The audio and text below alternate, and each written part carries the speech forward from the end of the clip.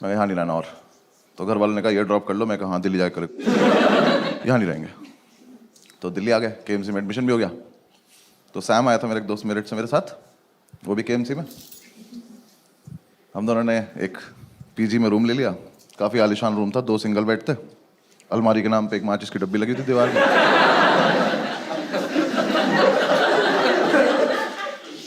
और जो आर्किटेक्ट था ना उसका,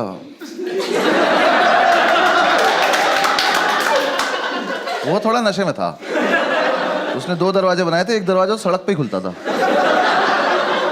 तो अगर कभी जाने अनजाने में खोल दो तो स्कूटी में लग जाता था किसी की। आदमी बढ़िया जा रहा, भग जाया था, गिर गया, किसी ने दरवाजा खोल दिया। तो हम उसे ज्यादातर बंद ही रखते थे क्योंकि हम भी नशे में रहते थे। तो उस कमरे में एक तरफ हम चाय बनाते थे, तो उधर एक बार चाय गिर गई थी, तो उसके ऊपर अखबार बिछा दिया था। तो अब जो हेडलाइन थी वो चिपक गई थी। तो न्यूज़ के नाम पे हम रोज ये पढ़ते थे कि गाजियाबाद में सरेआम कत्ल हुआ है। और हम रोज वहां से निकलते कहते गाजियाबाद में बहुत कत्ल हो रहे हैं यार।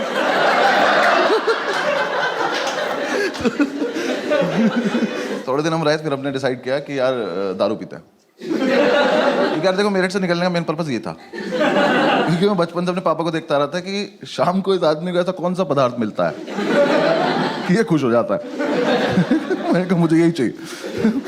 और दारू की जितनी बॉटल आई ना घर में, मुझे एक भी बॉटल हमने कभी फेंकी नहीं, तो सारी हम संभाल के रखते थे। क्यों पता नहीं, ये म्यूचुअली डिसाइड भी नहीं होता यार, वो बस आई, फिर हमने कहा क्या हमारी तो है। इसने मुझे सिगरेट भी पिलानी शुरू कर दी मीठी मीठी बोल के। भाई पी के देख, मीठी मीठी लगेगी। मैं कहते पी के देखी, मुझे लगी भी। मैंने कहा सही है। जितने लोग स्मोक करते हैं उन्हें पता होगा कि छोटी गोल्ड में से ना धुआं बहुत आता है। जो नहीं करते मैं बता रहा हूँ आप। हाँ, ऐसे गूगल मत करने लग जाना, आता है वो। पता नहीं उसके हाथ को बीमारी है, वो पुरानी सिगरेट कभी खींच लेती है, पता नहीं क्या उसके साथ। तो ना कमरे में धुएं से बादल बना के और बस उसे बैठ के देखता रहता था। मैं पूछता था क्या कर रहा है, कह रहा भाई देख उसमें कुछ दिख रहा है। मैं क्या दिख रहा है, कह रहा देख एक कुत्ता दिख रहा है। तो मैं देखता, मैंने कहा हाँ दिख तो रहा है। फिर हम दूसरा बादल बनाते थे, फिर हम दोनों कुत्तों की लड़ाई कराते थे।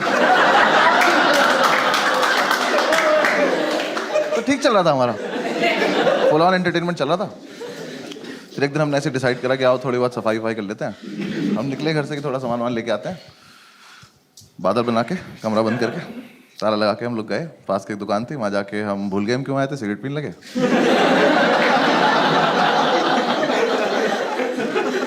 फिर याद आया तो मैंने वाइपर लिया, तो इसने बोला कि वाइपर मत ले यार, रख दे वापस। मैं कह रहे वो कत्ल के निशान मिटाने ले लेते।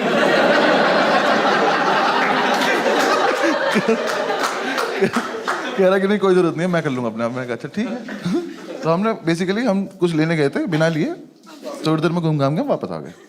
तो हमारे यहाँ गैलरी थी, यहाँ वॉशरूम था, रूम से काफी दूर। आर्किटेक्ट होगी उसकी कुछ दिक्कत, मुझे नहीं पता क्या। तो ऐसे वॉशरूम था, चाबी इसके पास थी, भाग के आया और वॉशरूम में घुस गया। तो मैंने कहा चाबी, कह रहा नहीं दे रहा। ये क्या फेटिश है कि मैं चाबी छिपा लूंगा अपने पास। मैं कहा भाई या तो मुझे भी अंदर ही बुला ले, मैं भी बाथरूम में आ जाता हूँ।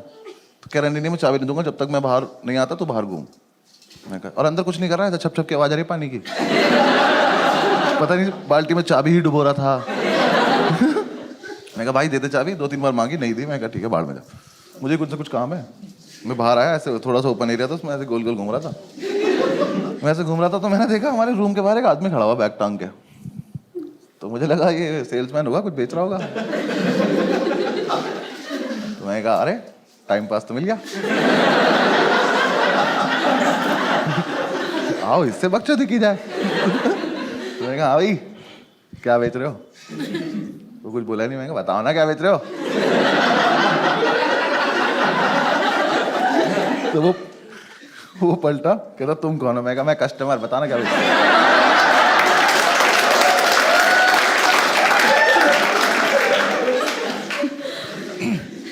कह रहा मैं सैम का फादर हूं। ये तो कोई बेचने की चीज। तो मुझे समझ नहीं आया इस पर रिएक्ट कैसे करते, मैं बस पलटा में चल दिया। तो कह रहा कहाँ जा रहे हो? मैं कहा मैं कस्टमर ना, कुछ खरीदने जा रहा हूँ। कह रहा सही से बताओ तुम करते क्या हो? मैंने कहा अंकल मैं ना पीछे डांस सिखाता हूँ वहाँ पे ना। कुछ समझ ही नहीं आया। मैं रियाज ही कर रहा था, आप आ गए एकदम से ना। तो थोड़ी दूर में भागा। कह रहे एक सेकंड तुम अनुभव हो ना? आप थोड़ी बात सीरियस होती जा रही है। मैं कहा नहीं। कह रहा मुझे सैम ने बताया तुम्हारे बारे में, और मैं ही सोच रहा हूँ अपने लड़के से स्केच बनवाता है क्या? उस टाइम फोटो तो होते नहीं थे। तो ये क्या दोस्त से हाँ बनाओ, शक्ल बनाओ। तो यार देखो मैं भाग सकता था वहां से, लेकिन फिर मुझे एकदम से लगा कि आज क्या होने वाला है। ये आदमी अभी वॉशरूम से आएगा, ये अपना बाप देखेगा, फिर हम तीनों मिलके कमरा देखेंगे, और ये संसार तमाशा देखेगा। मैं इस मोमेंट को मिस तो नहीं करना चाहता। तो मैं कहा बता देते हैं हम कौन है, क्योंकि देखो मुझे क्या डर था, ये आदमी क्या कर लेगा, वैसे तो है नहीं मुझे पीट देगा, ज्यादा से ज्यादा क्या मेरे घर पे फोन करोगे, कर लो। जो अभी टाइम हो रहा है मेरे पापा पक्का फोन उठा के बोलेंगे चीयर्स भाई साहब।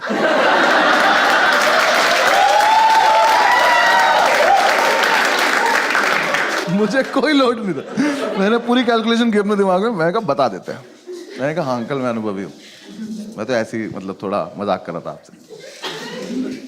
तो उसका मुंह देखे बोलना नहीं चाहिए था कि उससे मजाक कर रहा था मैं। भाई बिल्कुल बाप। हाँ जो मेरे पापा ना पापा है, ये बाप कहते हैं।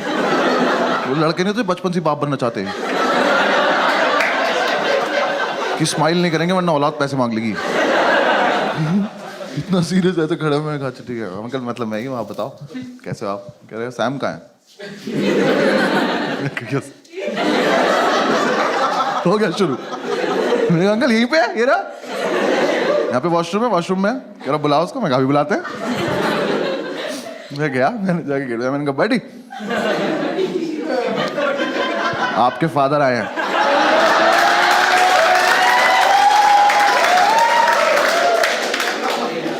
ये चमन चूतिया अंदर से बोला नहीं मिलेगी चाबी।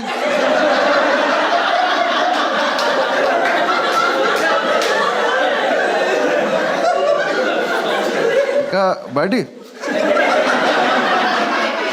रख लो चाबी, आपके पापा आए हैं। तो अंदर से कह रहा मेरे डैड जी क्यों आएंगे? वो तो यही आदमी बता पाएगा।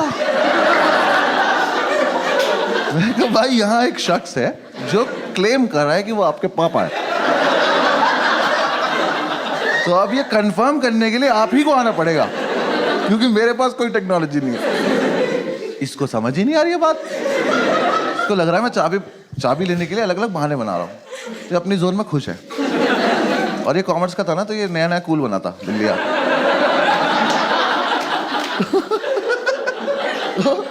इसने कूल बनने के लिए दिल्ली आके कुछ लड़कों से दोस्ती करी थी और एमिनेम सुनना शुरू किया था। पर इसके लिए नहीं था वो। मेरठ का लड़का एमिनेम, समझ लो तुम। वहां के लड़के अभी भी मेमोरी कार्ड को चिप बोल रहे हैं यार।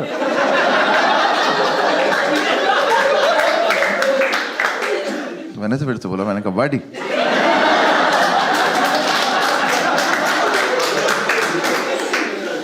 प्लीज मान जाओ, आपके पापा आए हैं। अंदर से कह रहा है buddy love the way you लाई।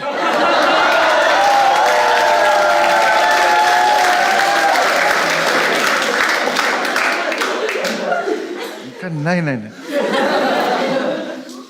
अपने पापा कसम नॉट लाइंग। एक ही मिनट लगेगा, बाहर आके चेक कर लेना। अलग फील में इतने अंकल आ गए कि हाँ चल क्या रहा है। अंकल आए, मैंने कहा अब पता है सारी गलती इस आदमी खुद की, सब इनकी वजह से हुआ है। अगर ये उस दिन आके एक शब्द बोल देते तो वो लड़का सुन लेता, वो बाहर आ जाता, सब हो जाता। बाप है, कैरेक्टर में रहना।